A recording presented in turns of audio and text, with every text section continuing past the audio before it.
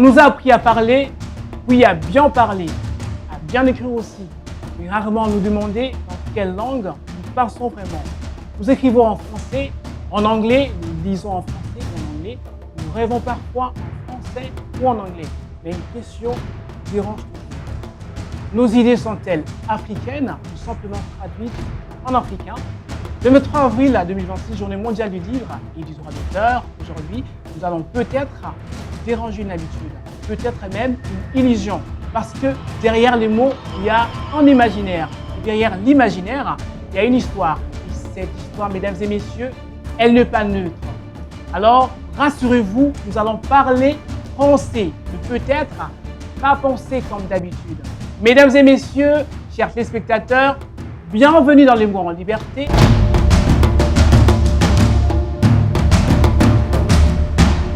Le sujet du jour, identité et décolonisation de l'imaginaire. Peut-on penser africain dans une langue étrangère? Ce débat s'inscrit dans une longue tradition voudrais-je dire, Things Fall et Pat écrire l'Afrique en anglais, mais avec une âme africaine. Decolonizing the mind, refuser la langue coloniale pour libérer l'imaginaire. La vie secrète mémoire des hommes, écrire en français avec une quête identitaire. Je ne suis pas seul, mesdames et messieurs, je reçois dans ce plateau Nanza Tata. Mes salutations, monsieur Nanza.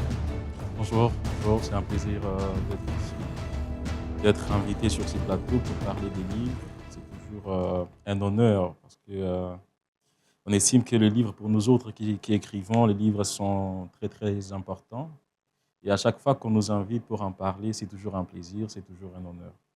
Oui, c'est un plaisir de vous recevoir, monsieur Nanza Tata. Et le 23 avril, la journée mondiale des livres, cette journée, qu'est-ce que ça vous dit en tant qu'écrivain? Qu'on ait déjà pensé à une journée pour les livres, c'est, on va dire, c'est un pas en avant. C'est vraiment un pas en avant parce que dans une société comme la RDC, comme la nôtre, où les livres, de manière générale, ne sont pas pris en considération, je me dis que fêter les livres, parler des livres, en fait, fêter les livres en termes de journée internationale des livres, c'est déjà une occasion d'en parler. Et à chaque fois qu'on parle des ouvrages, des livres, c'est une occasion de rappeler aux nôtres, de rappeler aux jeunes, de rappeler aux Congolais qu'il faut s'intéresser aux ouvrages parce que les grandes idées, les choses qui concernent notre société qu'on n'a pas apprises par les aînés se trouvent dans les livres. Et par conséquent, la journée pour moi, c'est une grande journée, c'est une grande occasion de parler de ce qui nous tient à cœur, qui est les livres. Très bien, alors, monsieur Nanza, parlant de notre sujet du jour, identité et décolonisation de l'imaginaire. La question centrale là-dessus, c'est peut-on réellement penser africain dans une langue qui ne vient pas de nous? Je dirais oui. Il est possible que nous puissions penser africain dans une langue qui ne vient pas de nous, mais seulement il y a des conditions. On va dire même une condition. La condition, c'est que même en pensant africain dans une langue qui n'est pas la nôtre, il faut qu'à un certain moment, nous puissions habiter cette langue-là, pas comme des enfants dociles, mais comme des personnes qui peuvent tordre la langue, qui peuvent lui donner des couleurs, lui donner nos cadavres, nos morts, hein, qui pouvons y insuffler nos cadavres, nos morts, nos mythes, notre façon de réfléchir, notre regard, notre façon de voir le monde. C'est ça la condition. Mais on peut penser africain dans une langue autre. Il n'y a pas de souci. Alors, chers téléspectateurs, nous découvrons avec M. Nanza Tata que la langue française, bien qu'elle ne soit pas la nôtre, on peut évidemment penser africain en l'utilisant. Là, on va devoir lire l'extrait, on va découvrir comment cet écrivain utilise la langue française pour penser africain. Okonkwo était connu dans les 9 villages et même au-delà. Il le devait à des beaux succès personnels. Jeune homme, il avait fait à 18 ans l'honneur de son village en battant Amalens le chat. Amalens était un grand lutteur célèbre d'Oumuafia en Bayona et invaincu depuis 7 ans. On l'appelait le chat parce que son dos ne touchait jamais terre. C'était cet homme qu'Okonkwo avait fait plier au terme d'un combat dont les anciens disaient que c'était le plus acharné depuis que le fondateur de leur village avait affronté un esprit de la forêt pendant 7 jours et 7 nuits. Alors revenons, messieurs Nanzantata. Vous l'avez déjà lu, messieurs Chinois Achebe, avec son livre Tous ces frondes. Oui, c'est un classique. C'est un classique que j'ai lu quand j'étais encore adolescent. Ça fait quand même longtemps que je l'ai lu. Récemment, je pense qu'il y a peut-être 2 ou 3 ans que je l'ai relu. C'était la version électronique. Oui, c'est un livre que j'ai aimé lire, que j'ai adoré. Très, très bien. Sérieusement. Et alors, s'il faut comparer cet auteur avec un autre aussi, Thiongo, dont nous avons lu les titres, qui parle de décoloniser l'esprit, décoloniser la pensée africaine. Achebe écrit en anglais. Le livre que je viens de lire chez les spectateurs, Achebe écrit en anglais, Thiongo rejette les langues coloniales. Alors, qui, selon vous, libère vraiment l'imaginaire africain? Entre les deux, qui vraiment est en train de libérer l'imaginaire africain? L'autre rejette et l'autre écrit en anglais. Sincèrement, je pense que chacun libère l'imaginaire africain à sa manière. Chacun a sa façon de voir les choses. Chacun a sa façon, contribue à la libération de l'imaginaire africain. Encore faudra-t-il que l'on puisse dire que l'imaginaire africain était d'une certaine manière bâillonné. Et par conséquent, je me dis que chacun a juste apporté sa pierre à l'édifice. Hein, chacun a apporté sa pierre à l'édifice. Il y a Chinua Achebe qui, lui, va raconter nos histoires, notre histoire, dans la langue coloniale, mais seulement la manière dont il raconte les choses, elle est différente de la manière dont on raconterait cela par Victor Hugo, par des Français. Donc, c'est la manière de raconter d'un Africain. Bien qu'il ait utilisé la langue coloniale, pour lui, c'est l'anglais.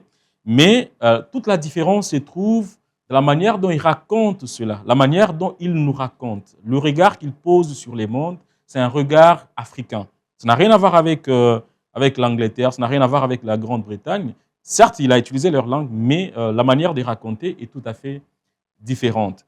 Mungu wa Thiong'o, lui, par contre, en revanche, il met l'accent sur le fait qu'on ne devrait plus utiliser les langues coloniales parce que voilà, on ne peut raconter nos histoires, on ne peut raconter notre histoire que dans notre langue parce qu'on la raconte au nôtre. C'est comme ça que lui va prendre la décision de ne plus raconter, de ne plus écrire en anglais pour écrire en kikuyu, si ma mémoire est bonne. C'est bien, c'est une bonne façon de réfléchir, c'est une bonne façon de faire les choses parce que ce que je sais de lui, par exemple, quand il fait du théâtre, il va le faire dans un village, il veut être en contact avec les siens, il veut que ce qu'il dit soit entendu par les siens. Et il y a même une dimension qu'il va ajouter, c'est que presque tout le monde va contribuer à ce qu'il est en train de faire au théâtre qu'il fait. Donc c'est aussi une bonne chose parce que en tant qu'écrivain, il y a une question que l'on pose tout le temps, qu'on se pose tout le temps, c'est à qui on écrit ou pour qui on écrit. Il y a des personnes qui estiment qu'elles écrivent pour le monde, pour l'universel, pour l'universalité. Il y a des personnes qui estiment qu'elles doivent écrire pour les leurs contemporains, leurs compatriotes. Mais après, chaque écrivain prend position. Hein, chaque écrivain prend position. Le mal, selon moi, serait que l'on puisse écrire pour les colons. Parce qu'on écrit dans leur langue. Le mal serait ça. Mais à partir du moment où on peut écrire, même dans la langue du colon, et que les nôtres peuvent nous comprendre, et que l'on peut porter nos cadavres, on peut porter nos morts dans cette écriture-là, moi, ça me va. Et c'est la raison pour laquelle je dis que Mungu wa Thiong'o a raison d'écrire, de boycotter la langue anglaise pour commencer à écrire en kikuyu. En même temps, Chinua Achebe a aussi raison d'écrire en anglais, mais seulement écrire avec notre imaginaire, d'habiter l'anglais comme un Africain, pas comme un Africain docile, mais un Africain qui peut bousculer la langue, la tordre, lui donner le sens qu'il veut. Par exemple, permets-moi que je te tutoie. Par exemple, quand j'ai entendu l'extrait que tu as lu, je me suis dit que c'est très oral. Évidemment. C'est très oral, Balzac n'écrirait pas comme ça. Balzac serait dans la dynamique de l'écrit. Victor Hugo également serait dans la dynamique de l'écrit. Alors que nos écrivains, bon, nous écrivains africains, on est oral. Oral, c'est l'oralité. L'oralité, c'est africain. L'oralité, même si aujourd'hui, je fais partie des personnes qui estiment que on ne peut pas dire qu'on est seulement oral. Bon, je vais d'abord revenir à l'oralité et surtout à l'extrait que tu viens de lire. En t'écoutant, ça m'a rappelé ma grand-mère. Ok. Ma grand-mère qui, chaque soir, nous réunissait, mes frères et moi, et nous racontait des histoires. Et de manière générale, ça commençait comme ça. Il y a un personnage. On nous dit, il a fait ceci, il a fait cela, il y avait tel défi, et pour surmonter, pour relever ce défi-là, il a fait ceci, il a fait cela. Et c'est même comme ça que, dans l'extrait que tu as lu, j'ai eu l'impression qu'on me raconte un conte. On me raconte un conte africain. C'est ça, écrire comme un Africain. C'est ça, écrire en africain. C'est que cet écrivain-là fait, c'est quoi? C'est qu'il apporte nos mythes, nos contes qu'on nous racontait autrefois dans nos langues africaines, dans les écrits, dans les livres. Même si les contes, généralement, on ne sait pas qui les a écrits. Ce sont des choses qui vont des bouches à l'oreille comme ça, jusqu'à ce que... de génération en génération. Mais même l'histoire qu'il a imaginée, il va la raconter comme un conte, à l'africain ou à l'africaine. Tu vois? Et ça, c'est très important. Ça, c'est africain. Et par conséquent, c'est même la raison pour laquelle je disais tout à l'heure qu'on ne va pas lui reprocher le fait qu'il ait écrit presque toute sa vie en anglais. On ne peut pas lui reprocher. À partir du moment où il a habité l'anglais comme un Nigérian, il a habité l'anglais comme un Africain, il y a apporté son imaginaire, il y a apporté son passé, il y a apporté son histoire, il y a apporté ses morts, il y a apporté ses guerres, les guerres de l'Afrique, les guerres de son pays, les guerres des anciens, de ses ancêtres. Et ça, pour ma part, c'est ça le plus important. Le plus important, c'est pas... Allez, quant à lui, c'est ça le plus important. D'accord, très bien. Revenons sur ce que vous venez de dire. Vous avez dit que Tchongo s'est décidé de quitter l'anglais pour maintenant écrire en langue locale. Alors, dans l'actualité de nos langues, pensez-vous vraiment que nos langues locales, pardon, de la RDC, les Lingala, les Kikongo, les Swahili, les Luba, est-ce que quelqu'un peut encore écrire en ces langues-là et être lu comme serait lu celui qui écrit en français, en anglais? Sincèrement, si on doit être honnête avec nous-mêmes, je dirais que oui, on peut le faire. Il y a même des personnes qui sont en train de le faire. Il y a par exemple Edimo qui écrit des ouvrages en lingala, d'ailleurs qui est une sorte d'activiste pour les langues nationales. Il y a Christian Gombo qui a écrit un livre en lingala. Il y a Richard Ali qui a aussi d'ailleurs un roman en lingala. Donc il est possible que l'on puisse écrire en lingala, il est possible qu'on écrive en nos langues nationales. Mais seulement, il ne faut pas non plus oublier que l'histoire coloniale, l'histoire africaine, l'histoire congolaise, telle que nous l'avons vécue, c'est une histoire qui a conditionné les Africains pour que les langues locales, les langues nationales, les langues africaines ne puissent pas évoluer, ne puissent pas avoir une certaine importance, ne puissent pas être utilisées même par les écrivains. Pourquoi? Parce que déjà, moi par exemple, je suis né, j'ai trouvé ma langue maternelle qui est les Tsholuba. Je l'ai apprise en première, deuxième, je pense même en troisième année primaire. J'ai appris à parler, j'ai appris à écrire en cette langue-là. Mais seulement, ça s'est arrêté à ce niveau-là. Ça s'est arrêté à ce niveau-là. Et par conséquent, ça fait que j'ai une certaine maîtrise avec le français. Hein? Je maîtrise mieux le français que les Tsholuba. Vous voyez? Donc, en Tsholuba, je peux parler, je peux dialoguer avec des personnes. Mais quand il faut écrire... C'est mieux le français. Voilà. C'est le français qui me vient tout de suite. Parce que... c'est un système qui a déjà été créé. C'est un système qui a... Voilà, c'est un système qui a déjà été... C'est vous qui n'avez pas de moyens pour s'en sortir. Les écrivains peuvent aussi... oui, les écrivains peuvent y arriver. Ils peuvent chercher à faire quelque chose par rapport à cela. Mais seulement, le système est bien installé. le système est celui-là. Hein. L'éducation nationale, le système éducatif congolais, c'est en français.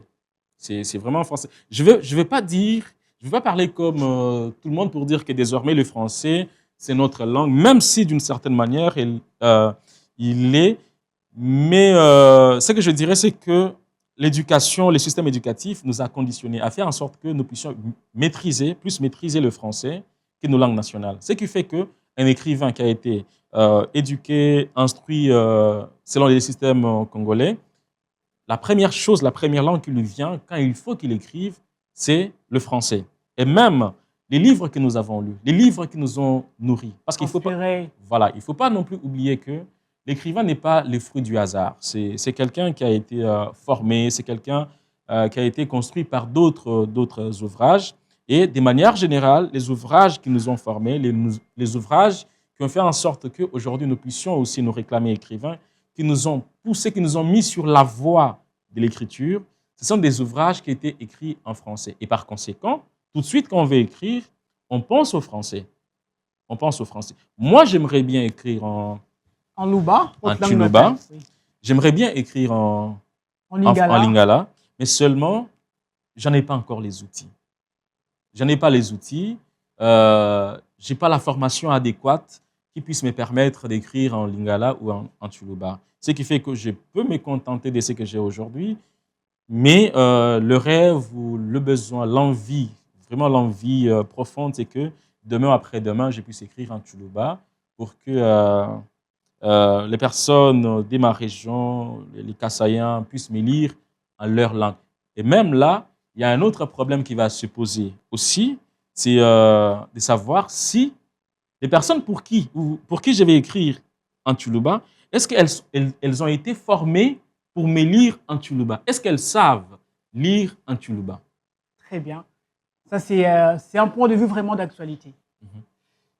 J'aimerais bien écrire en Tsholuba, mais je n'en ai pas les outils. C'est ce que nous informe, ce que nous dit aujourd'hui l'écrivain Nanza Tata. Alors là-dessus, on se dit que l'écrivain africain est déjà pris en étau par la langue française. Quand un écrivain africain est reconnu en France, est-il encore en train d'écrire librement ou commence-t-il à écrire pour être compris ailleurs? Le problème de la reconnaissance est un problème d'actualité, d'ailleurs, comme tu l'as dit. Est-ce que la personne qui est reconnue par la France est libre? Je dirais pas vraiment. Pas vraiment, parce qu'il faut regarder les choses en face. La facilité voudrait que l'on puisse avoir une certaine façon de réfléchir, une certaine façon de faire les choses, parce que, voilà, on a été reconnu par la France, on a été reconnu par les institutions françaises, les prix français. Oui. Mais les conseils que je me donne à moi-même, parce que je n'ai pas encore la légitimité pour donner des conseils à d'autres écrivains, que je me donne à moi-même, c'est que malgré la reconnaissance de la France ou des autres pays européens, il faudra que l'écrivain que je suis continue à écrire comme s'il n'était pas regardé. Même si parfois cela est faux parce que à un certain moment, tu as l'impression que tu dois aborder certains sujets pour des sujets qui vont qui vont faire parler de toi, des sujets de l'air, des sujets qui vendent bien. Mais ce qui est attrayant. Ce qui est attrayant, bien sûr. Mais seulement, il ne faut pas non plus oublier que la mission première d'un écrivain, c'est d'écrire. La raison pour laquelle nous écrivons, c'est l'écriture elle-même, tout simplement.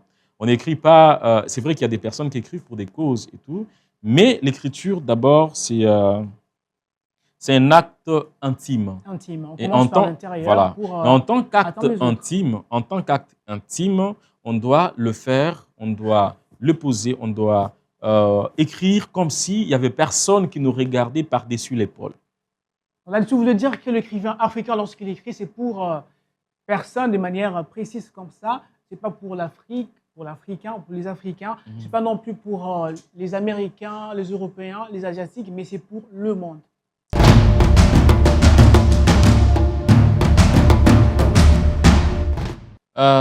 je ne me lancerai pas sur ce terrain-là parce que écrire pour le monde, ça veut dire quoi? C'est une question que je pose comme ça. Écrire pour le monde, ça veut dire quoi? À partir du moment où on commence à se dire qu'on écrit pour le monde, moi, je pense qu'on se perd. Il faut d'abord écrire pour soi-même. Je pense que c'est Victor Hugo qui l'a dit dans un avant-propos, dans l'avant-propos de Les Contemplations. Il dit, vous me reprochez le fait que je dise « je ». Parce que dans mes poèmes, je fais « je ». Mais n'oubliez pas que dans ce « je » il y a tout le monde. Il faut écrire à partir de soi-même. C'est en écrivant à partir de soi-même, en écrivant à partir de sa condition, à partir de ses réalités, que l'on peut parler au monde, que l'on peut parler du monde. Parce que nous sommes le monde nous-mêmes. Et les autres ne pourront se reconnaître dans ce que nous faisons, dans ce que nous écrivons, qu'à partir du moment où nous leur avons parlé, à partir de nous, depuis nous. D'où écrit-on? Mais de nous, de nous-mêmes. C'est comme ça que tu vas trouver des écrivains qui écrivent depuis leur mélancolie, depuis leur joie. Il y a Jean d'Ormesson qui parlait tout le temps. Joie, la folie même. Il y a Jean d'Ormesson qui parlait du bonheur. Il parlait magnifiquement du bonheur, mais il parlait d'abord de son propre bonheur. Et il écrivait de son propre bonheur. Il écrivait depuis ses propres réalités. Et c'est comme ça qu'il arrivait à toucher les autres. Et c'est comme ça qu'on arrive à toucher les autres. Écrire pour le monde, je pense que c'est un piège. Écrivons d'abord pour nous-mêmes, pour le G, pour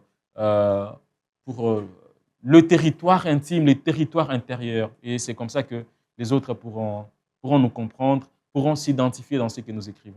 Alors là-dessus, cher Nonza Tata, c'est un secret pour les écrivains, parce que là, je me dirais, chaque fois avec nos chers téléspectateurs, chaque fois que nous croiserons un écrivain, on se dira, non mais il y a un secret pour écrire un livre, il faut toujours partir de soi, de son intérieur pour embrasser les autres et pour embrasser l'univers. Évidemment, qu'on n'a pas un monde identifié comme ça, comme vous l'avez dit, j'écris pour le monde, etc. Mais je commence par moi-même et je m'étends vers l'extérieur. Là, on va dévoiler l'extrait de la plus secrète mémoire des hommes. J'en parlais à un ami de mon père qui a enseigné la littérature africaine à l'université. Il m'a dit que l'éphémère vit des limanes dans les lettres françaises, il insista bien sûr française, n'avait pas permis la découverte de son œuvre au Sénégal. C'est l'œuvre d'un Dieu unique. On a parfois parlé du labyrinthe, de l'unima, comme dans le livre sacré. La vérité est qu'il n'a engendré aucune religion. Plus personne ne croit à ces livres, personne n'y a peut-être jamais cru. Ça, c'est l'extrait de la plus secrète mémoire des hommes de Mohamed Bougar Sarr, nominé prix Goncourt édition 2021. Alors, M. Tata, vous l'avez aussi lu? Oui. Et parlant de cet auteur, que pouvez-vous nous dire là-dessus lorsqu'on parle de ton pensée africain dans une langue étrangère? Comment est-ce que M. Mohamed Bougar Sarr répond à cette question? Comment il répond à cette question? Déjà, il y a le fait que Bougar lui-même a écrit en français. Déjà, et tous d'ailleurs, ils ont écrit dans la langue étrangère. Il est sénégalais, il a écrit en français. L'auteur à qui il rend cet hommage-là, qui est Yambo Logem, a écrit en français. Et par conséquent, je comprends qu'ils font partie de ces personnes qui ont estimé que pour parler des réalités africaines, on n'est pas forcément obligé de les écrire dans nos langues nationales. Hein. On peut aussi en parler dans une langue coloniale comme le français, comme l'anglais, et être compris, on va dire, être soi-même. On peut bousculer parce que c'est même ça que Mbougar fait dans ce roman. Dans ce roman, c'est un roman oral, c'est un roman, on va dire, avec plusieurs voix comme ça. Très bien. Avec plusieurs voix qui les traversent. Et ça c'est africain. Ça, c'est africain. C'est vrai que on pourrait rapprocher cela de la littérature sud-américaine, qui est aussi vraiment orale, avec Roberto Bolaño. Mais c'est africain, c'est sud-américain et tout. Et par conséquent, je peux en déduire qu'il fait partie des personnes qui estiment qu'on peut parler de nos réalités, on peut parler des histoires africaines dans des langues coloniales sans problème. Les plus importants, comme je le disais d'ailleurs tout à l'heure, c'est que nous sachons tout simplement, à un moment donné, bousculer cela. Que notre identité ne soit pas travestie au point où l'on voudrait écrire comme Victor Hugo, hein, où l'on voudrait... Il ne faut pas copier, il faut non, pas rester. copier, on reste africain. C'est vrai qu'on utilise une langue. C'est même la raison pour laquelle il y a Souni Laboutansi qui disait qu'il boxait la langue. Il Très boxait bien. la langue Boxer la langue. Ouais. Ça, c'est très fort chez les spectateurs. Boxer la langue, là, on comprend que les Africains, les écrivains, les auteurs africains, c'est vrai, il y a le français qui existe et il y a l'anglais, mais il y a le français, entre guillemets, africain actuellement. Il y a l'anglais, entre guillemets, africain actuellement parce que ces auteurs africains utilisent la langue française ou le français ou l'anglais, je vais dire, avec une pointe, avec une inspiration africaine. L'oralité, comment est-ce qu'on relate l'africain, les termes même du français, c'est plus africain qu'européen. Oui. Alors là-dessus, lorsqu'on compare la plus secrète mémoire des hommes de Mohamed Bougar Sarr, qu'est-ce qui différencie effectivement l'écriture africaine à celle qui est française? De manière générale, en fait, récemment, j'étais en train de parler avec quelqu'un et je lui ai dit que il faut que nous acceptions notre condition. Et notre condition, c'est quoi? C'est que désormais, nous sommes un peu hybrides. Okay. Hybride. Voilà. Pourquoi nous sommes hybrides, nous sommes métis d'une certaine manière. Et même nos réalités sont métissées. C'est une richesse ou bien une pauvreté? C'est une richesse. Et quand je soulève cela, c'est pour effectivement que l'on puisse considérer cela comme une richesse. D'abord, que l'on puisse accepter notre condition actuelle et que l'on puisse considérer cela comme une richesse. Et par conséquent, logiquement, il faudra que nous l'habitions en tant que tel. Aujourd'hui, on va parler des traditions, on va parler des réalités de nos ancêtres et tout ce que tu veux, mais il faut aussi admettre que nous ne sommes plus qu'Africains d'une certaine manière. Très bien. Rien n'est plus authentique comme tel, parce que l'histoire est passée par là. Et l'histoire coloniale, quand elle est passée par nos réalités africaines, elle a transformé certaines choses, elle a fait de nous des êtres métissés. Moi, par exemple, je ne réfléchis plus qu'en Tchoulouba. J'ai réfléchi en Tchoulouba, en lingala, en français, en toutes les langues que j'ai en moi et que j'ai lues. Je suis un être hybride. Et parfois, je ne me dis pas que maintenant, là, je dois réfléchir en Tchoulouba, je dois réfléchir en français. Non, ça se fait automatiquement. Parce que je suis habité par plusieurs langues. Je suis habité par plusieurs réalités. Je suis habité par les livres plutôt que j'ai lus. Je suis habité par les contes de ma grand-mère. Je suis habité par les réalités quinoises que je vois. Je suis habité par ce que je vois des Koulouna, des personnes que je rencontre dans des bars à Kinshasa. Et par conséquent, quand je veux écrire, c'est tout ça qui m'accompagne. Ce qui fait que même si j'écris en français, ce n'est pas seulement en français que j'écris. Mon français est irrigué par d'autres choses. Votre français est habité. Mon français est habité par les Tchoulouba. Mon français est aussi habité par les Lingala. Mon français est habité par mes traditions, les contes de ma grand-mère, par les histoires qu'on m'a racontées en tant qu'enfant, quand j'étais encore enfant. Et par conséquent, je me dis que même Bougar, il n'a pas écrit qu'en français. Hein? Très bien. Il y a les serrères qui est dedans. Et c'est même la raison pour laquelle, à un certain moment, tu verras, dans certains extraits, tu verras qu'il a repris les phrases en serrère. Il y a des phrases entières comme ça en serrère, parfois qui ne traduit même pas. Je ne vous laisse pas la parole, c'est les constats avec tous les écrivains africains. Soit c'est les Lingala à l'intérieur, soit c'est les Kikongo, les Luba, soit c'est les Swahili à l'intérieur, ils écrivent comme ça. Oui, mais le plus important, ce n'est pas que l'on puisse avoir des phrases en Tchoulouba, en Lingala, mais le plus important, c'est de garder à l'esprit que même le français qu'ils sont en train de parler ou dans lequel ils écrivent, c'est un français habité par leur langue. Très, très bien. Que cela soit visible ou pas. Tu prends par exemple, je vais prendre Jean d'Amérique, Cathédrale des cochons. Quand tu lis, ce n'est pas un français Paris. C'est un français irrigué par sa langue à lui, par les créoles. Tu vois? Et c'est comme ça que je me dis que les écrivains africains, qu'ils soient africains, qu'ils soient haïtiens, ils n'écrivent pas qu'en français, ils n'écrivent pas qu'en anglais. Que leur français ou leur anglais est habité par d'autres langues qu'il parle. Si demain on vous retirait le français, resteriez-vous écrivain de la même manière? Oui, oui. Parce que je me dis que la langue n'est qu'un outil que l'écrivain utilise. Hein? Mais l'écrivain, c'est quelque chose de plus profond, c'est quelque chose de plus souterrain. Tu vois? Aujourd'hui, j'écris en français, mais demain, je pourrais écrire en Tsholuba. C'est comme quand je te disais que je n'ai pas encore de code, je n'ai pas encore des outils qui peuvent me permettre d'écrire en Tsholuba. Mais si on me retire le français, je vais rester avec le Lingala, je vais rester avec les Tsholuba. Il est possible que je développe maintenant des outils, que je développe, que j'acquiesce, que je puisse, comment dire, acquérir des outils dans d'autres langues qui vont me permettre d'écrire. Parce que l'écrivain, ce n'est pas la langue. Très bien. La langue, tout le monde peut l'utiliser.